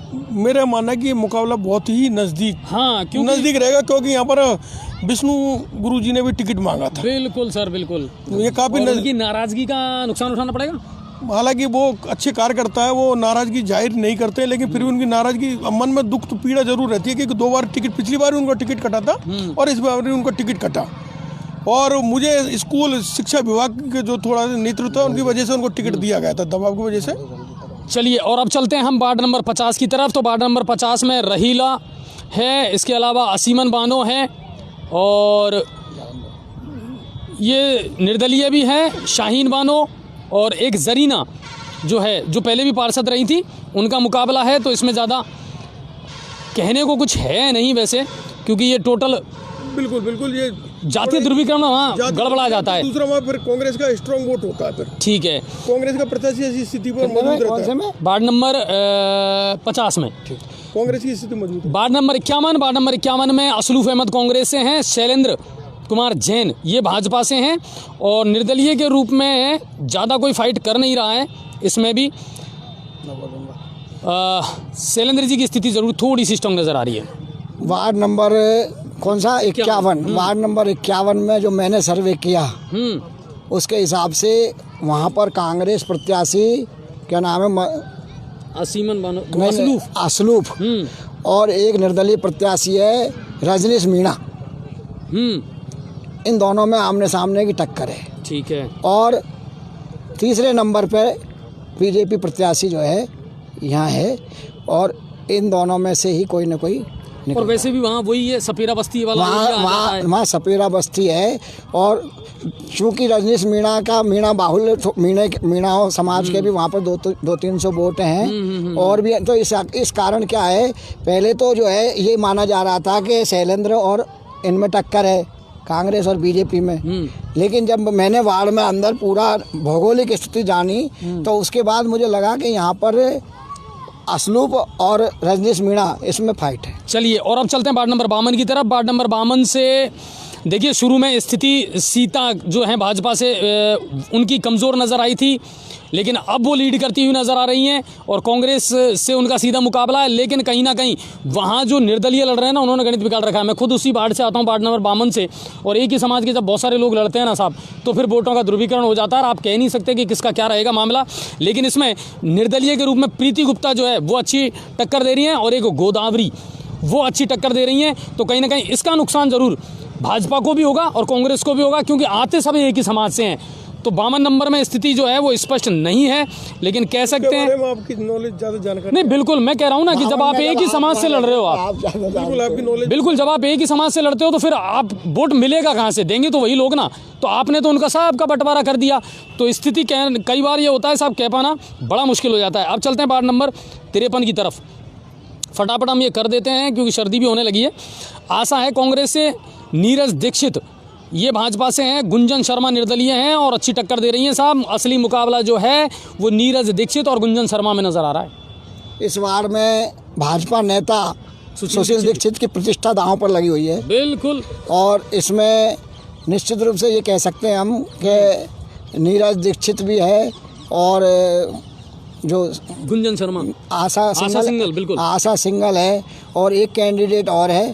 इनमें तीन की टक्कर है। हाँ, बिल्कुल यही मुकाबला है। इसमें आमने सामने की टक्कर मुझे नहीं लग रही, इसमें त्रिकोणीय संघर्ष लग रहा है। तीनों टक्कर में। तो इसमें भाजपा नेता जो है सुशील दीक्षित की जो दिग्गज हैं उनकी प्रतिष्ठा दांव पर है। बिल्कुल, लेकिन फिर भी सुशील दीक्षित जी पर चुनाव लड़ना आता है। अरे साहब, वो परिपक्व आदमी है, लड़ना आता है और लड़ाना भी आता है, लड़ाना भी आता है।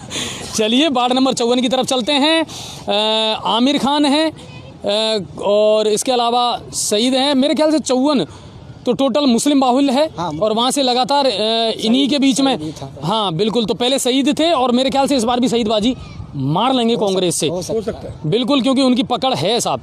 अब चलते हैं वार्ड नंबर 55 की तरफ।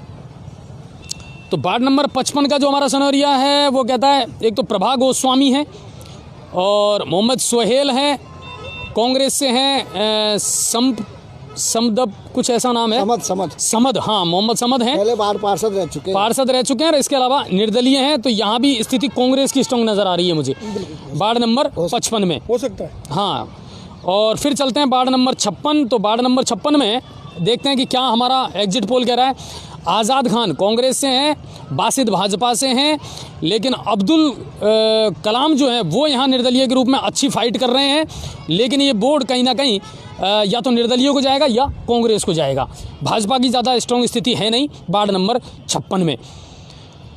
वार्ड नंबर 57 की तरफ चलते हैं। वार्ड नंबर 57 का एग्जिट पोल हमारा क्या कह रहा है।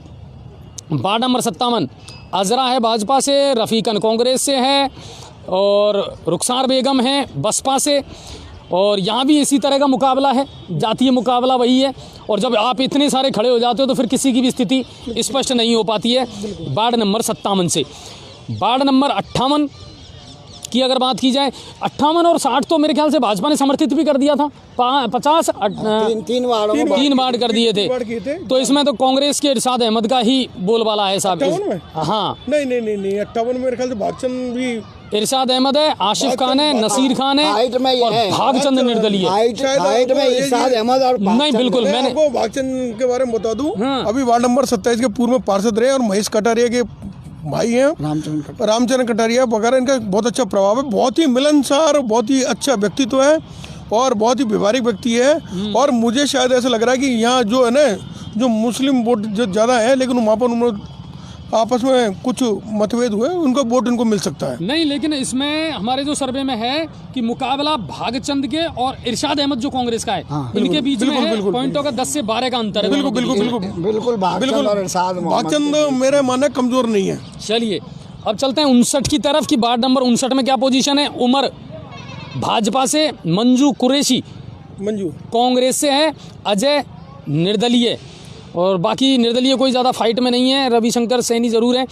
तो मंजूर कुरैशी और उमर, इनमें टक्कर मुकाबला कड़ा है, 2 पॉइंट का अंतर है और उमर जो है वो लीड कर रहे हैं। बिल्कुल आपके ये मुकाबले, ये आपको शायद मालूम होना चाहिए कि मंजूर और उमर गद्दी दोनों ही बिल्कुल टिपिकल मुकाबला है। मंजूर को कुरैशी मेरा मानना कि मतलब कमज़ोर नहीं है। और शायद आपको मालूम होगा इनकी माँ पूर्व में यहाँ से निर्विरोध पार्षद रह चुकी है और इनके नाम तो नहीं लूँगा किनके भाई हैं, लेकिन इनका वहाँ पर प्रभाव बहुत अच्छा है। आशिक के छोटे भाई हैं। ठीक है बड़े भाई हैं, छोटे भाई हैं, मुझे मालूम नहीं। तो मुकाबला तो गर्म है, मतलब गर्म, जिसको कहते हैं गर्म फाइट मुकाबला। लेकिन उमर गद्दी भी अच्छी स्ट्रोक रखते हैं, क्योंकि वहाँ पर है ना जो फैक्टर वोट है, जैसे ये लड़ने वाले ये है, लेकिन वहाँ पर जो अदर कास्ट जो वोट है ना, जनरल कास्ट के हिंदू वोट है ना, वो उमर गद्दी को उनको लाभ मिल सकता है। चलिए, और वार्ड नंबर 60 यानी लास्ट वार्ड, और लास्ट वार्ड में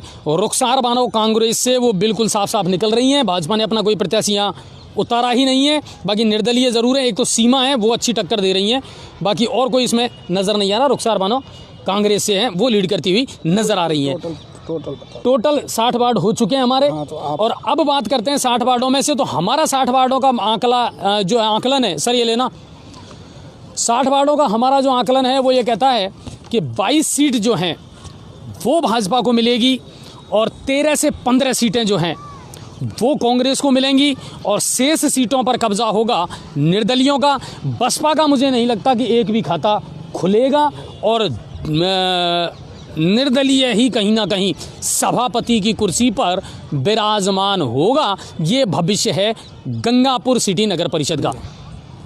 क्या कहना चाहेंगे? आपके जो आंकड़े हैं उससे मैं सहमत नहीं हूँ। बिल्कुल, आप अपने आंकड़े बताइए। आप गंगापुर सिटी पोर्टल के जो आंकड़े हैं वो मैं इसलिए सहमत नहीं हूँ क्योंकि फेसबुक अभियान जो है ऐसा अभियान है, इसमें हर कोई जो है व्यक्ति है ना जो है विभिन्न मोबाइलों से एक ही वार्ड के जो है एक ही व्यक्ति 10 जो है टिप्पणी कर सकता है। एक मोबाइल से तो एक ही नहीं, बिल्कुल। लेकिन चूंकि दूसरों के मोबाइलों से जो भी आता है उसके मोबाइल से, तो मैं इस सर्वे को जो है मतलब मेरे सर्वे से कमज़ोर मान रहा हूँ। ठीक है, मेरा सर्वे जो है वो ये बता रहा है, जो आपके सब दर्शकों के सामने रखना चाहूँगा मैं। ये मेरा सर्वे है, 1 मिनट में आधा मिनट स्क्रीन पर इसको रखना चाहूँगा। ये मेरा फाइनल सर्वे है, बता दीजिए अब। इसके बाद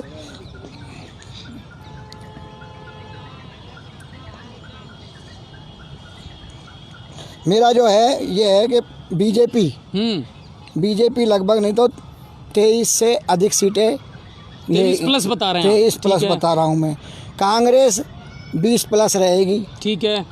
और 25 तक भी पहुंच जाए तो कोई आश्चर्य नहीं है। कांग्रेस ठीक है, बसपा का खाता जरूर खुलेगा। ठीक है, मतलब चाहे एक ही सीट मिले लेकिन बसपा का खाता खुलेगा। और निर्दलियों की संख्या इस बार बहुत ही आश्चर्यजनक होगी, लगभग 14 से अधिक जो है निर्दलीय चुन के आएंगे। ये मेरा आज जो है इस मंच से गंगापुर सिटी पोर्टल के लाइव पर मैं ये बता रहा हूँ। हाँ अनिल सर। बिल्कुल बिल्कुल, मेरा मानना है कि जितना हम कांग्रेस को जितना कम सीट बता रहे हैं इतनी कम नहीं है, कांग्रेस की सीटें बढ़ सकती है, लेकिन बीजेपी की सीट भी 25 प्लस मान लो। चलिए, तो कुल मिलाकर के ये है कि क्या होगा ये तो कल पता चल जाएगा, और मेरे ख्याल से कल 11-12 बजे तक ही, क्योंकि आजकल तो ईवीएम है, तकनीक है, तो ज़्यादा वक्त लगता नहीं है रिजल्ट आने में। लेकिन फिर भी अगर किसी को हमारे आंकड़ों से कोई गुरेज है तो हम पहले ही क्षमा प्रार्थी हैं, क्योंकि हमने पहले कहा था ये बिल्कुल एग्जैक्ट आंकड़े नहीं हैं, बल्कि ये एग्जिट पोल हैं। हम सर्वे के आधार पर और लोगों से पूछ करके और उस आधार पर जब बनाते हैं तो देखिए निकल करके ये चीज़ें आती हैं, अनुमान होता है। मैंने जो सर्वे किया, आपने किया वो फेसबुक सर्वे था। नहीं, हमने सर्वे फील्ड में भी तो गए हैं, फील्ड में भी, लेकिन आंकड़े आपने फील्ड के थोड़े दिए हैं। नहीं, फील्ड के जो आंकड़े हैं वही तो वो भी हमने शामिल किए हैं, तो पॉइंट का जो अंतर है वो उन्हीं से आता है। तो मेरा जो सर्वे है, मैं प्रत्येक वार्ड में करीब नहीं तो 50-50, 100 मतदाताओं से मिला हूँ जी, और पहले भी मिला हूँ, चुनाव के पहले और बाद में भी मिला हूँ। ठीक है, और इसमें सब करीब नहीं तो 30-35 सीटों का रिजल्ट तो है ना, मतदाताओं ने लगभग पहले 3 दिन पहले ही जो है क्लियर कर दिया था। उसमें मात्र अब जो मतदान के बाद 2-3 सीटों पर जो है परिवर्तन हुआ, वो 35 सीटों में। चलिए, तो कुल मिलाकर के ये है कि साहब स्थिति कल स्पष्ट हो जाएगी और कल पता चलेगा कि किस वार्ड से किस प्रत्याशी ने बाजी मारी है, और उसके बाद में फिर होगा सभापति का चुनाव, यानी इस शहर का कौन बनेगा मुस्तकबिल वो देखना पड़ेगा। और अब तो पैराशूटों को इजाज़त मिल गई है, तो सभापति का चुनाव कोई भी लड़ सकता है। कोई नया कैंडिडेट लगता है जो इनमें से भी बाहर से आ सकता हो? मुझे, शायद आप मेरी बात से सहमत ना हो, लेकिन मेरा ये शंका है कि शायद हो सकता है जनरल सीट है, लेकिन हो सकता है कि कोई जनरल के अलावा भी अन्य सभापति का दावेदार बन सकता है। मेरा इन चुनावों में ये मानना है कि शायद है न कोई हारा हुआ प्रत्याशी भी जो है इसमें सभापति का चुनाव लड़ सकता है। नहीं, वो तो लड़ सकता है, मैं आउटर की पूछ रहा हूँ। नहीं लड़ेगा, यूँ कह रहा हूँ मैं, आउटर की पूछ रहा हूँ। अगर कोई ऊपर से आता है वो तो एक अलग बिंदु है, उसमें तो कोई आपको पता ना मुझे पता कि कौन आएगा, क्योंकि जिसका मतदाता सूची में नाम लिखाई आ गया वो आएगा। बिल्कुल। लेकिन मुझे ऐसा लगता है कि शायद एक पार्टी की रणनीति बन गई है कि यदि हमारा कोई कैंडिडेट हार भी जाता है तो भी वो तो हम उसको सभापति का टिकट जरूर देंगे। बिल्कुल बिल्कुल। तो कुल मिलाकर के कि दोनों पार्टियां दावा पूरा करेंगी और पूरा जोर लगाएंगी, और अब देखना ये होगा कि क्या होता है सभापति को लेकर के, कौन बनता है। टिकट जो है ना, सभापति के ज़्यादा उम्मीदवार अगर ज़्यादा किसी पार्टी में हो गए, चाहे वो बीजेपी में अगर दावेदार ज़्यादा पैदा हो गए या कांग्रेस में हो गए ना, वो ही अगर समीकरण को बाद में सभापति कौन बैठेगा कौन नहीं बैठेगा, अगर दावेदार हो गए ज़्यादा, और अगर जिसको अगर निराश कर दिया ना, तो शायद हो सकता है कि सभापति क्रॉस वोटिंग होकर सभापति का बदलाव भी हो सकता है। तो कुल मिलाकर के ये है कि अभी तो बहुत कुछ गणित बैठनी है और बहुत कुछ गणित बैठानी है। दोनों विधायकों की प्रतिष्ठा का सवाल है। वर्तमान विधायक रामकेश मीणा चाहेंगे कि इस बार कांग्रेस का बोर्ड बने, और पूर्व विधायक मान सिंह गुर्जर चाहेंगे कि भाजपा लगाए एक बार फिर हैट्रिक। लेकिन लोगों के जहन में कोई तीसरा ही नाम है जो इस शहर की सूरत और सीरत संवार सके। उम्मीद करते हैं आज का ये एग्जिट पोल और ओपिनियन पोल वाला जो हमारा प्रोग्राम है ये आप सबको पसंद आया होगा, और कहीं ना कहीं आप हमारी राय से इत्तेफाक जरूर रखते होंगे। बाकी ये याद रखिए कि ये सिर्फ एक अनुमान था हमारा, ये एग्जैक्ट आंकड़े नहीं है, ये एग्जिट पोल था।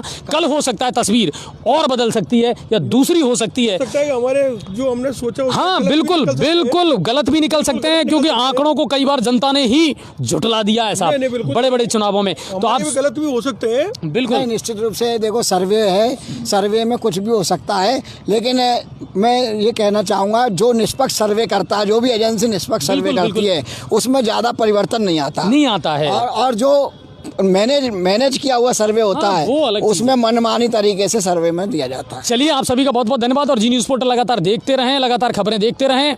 रात को अनछुए पहलू लेकर के आएंगे।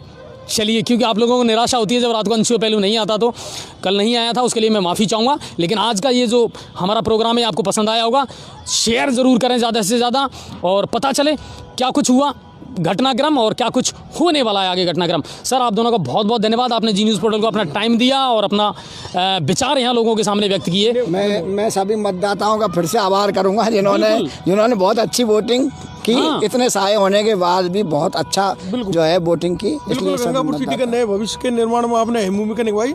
सभी मतदाताओं को आभार और प्रशासन का भी आभार जिन्होंने शांतिपूर्वक मतदान तरीके से करवाया। मतदान करवाया प्रशासन क्योंकि ने। मैंने देखा, आपने देखा, प्रशासन ने कल वाहनों को भी है ना बहुत दूरी से निकाल दिया, जो दूसरी उनकी सीमा में घुसने वाले थे उनको भी उन्होंने रोका। मैं कल जो चुने जाने वाले पार्षद हैं उनको अग्रिम शुभकामनाएं दे रहा हूं। दूसरी बात मैं उनसे ये कहना चाहूँगा, धन बल के आधार पर आप सभापति का चुनाव न करें। आप जो स्वच्छ छवि का प्रत्याशी है उसे वोट दें, किसी भी धन के लालच में या बल के लालच में ना आए। कुल मिलाकर के यह है कि लोकतंत्र को जीवित रखें और लोकतंत्र की जो पहचान है उसे जीवित रखें सर। और जो भी जीतने वाले हैं उन सभी को मैं अपनी ओर से भी अग्रिम बधाई दूंगा और ये कहूँगा कि लोगों ने आप पे भरोसा किया है और आपको नगर परिषद में पहुँचाया है, तो अब उम्मीद ये करें कि आप लोगों की उम्मीदों पर खरे उतरें और इस शहर के, अपने वार्ड के विकास के बारे में हमेशा गंभीर रहें। आप सभी का बहुत बहुत धन्यवाद। जय हिंद और जय भारत। टाइम लगा दिया आप हमने, आज 2-2.5 घंटा ये 100 रुपये भैया, 100 रुपये।